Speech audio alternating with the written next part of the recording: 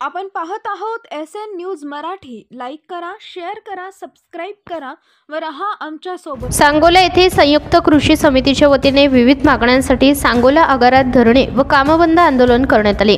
यावेळी बोलताना सोलापूर जिल्हा ST सोसायटीचे चेअरमन व कामगार संघटना विभागीय पदाधिकारी श्री उद्धव पाटील यांनी कामगारांच्या विविध मागण्या मांडताना राज्य सरकारच्या कर्मचाऱ्याला जे मिळते तेच ST कर्मचाऱ्यांना मिळाले पाहिजे असे सांगितले। यावेळी यापूर्वी सरकारला वेळोवेळी आंदोलन करून सुद्धा सरकारने दुर्लक्ष केल्याने कामगारांना आता गणपती सणात आंदोलन करावे लागत आहे।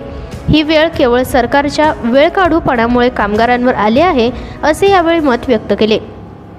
या आंदोलनाला बहुजन भारत सामाजिक संघटनेचे राष्ट्राचे अध्यक्ष नितीन भाऊ रणदिवे जरा यांनी पाठिंबा देऊ सरकारने ST कर्मचाऱ्यांना सर्व मागण्या मान्य कराव्यात, अन्यथा ST बंद झाल्यामुळे प्रवाशांचे व सणासुदीत मोठ्या प्रमाणात नुकसान होत आहे असे मत व्यक्त केले।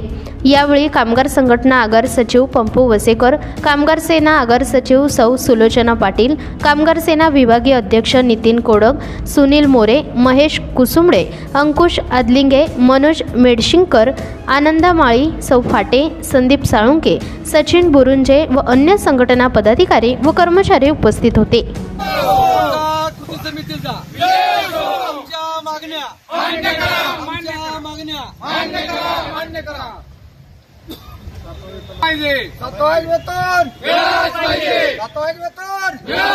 पासून महाराष्ट्र ST कृती समितीनं त्यामध्ये 13-14 संघटना आहेत।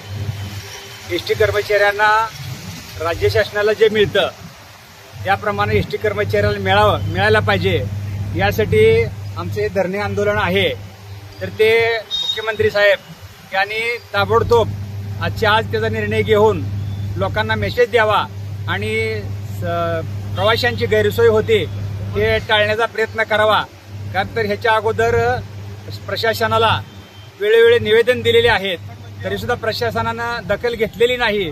तर त्यासाठी सर्व राज्यभरात कर्मचारी राज्य सरकारचा निषेध करतंय हे आंदोलन करून।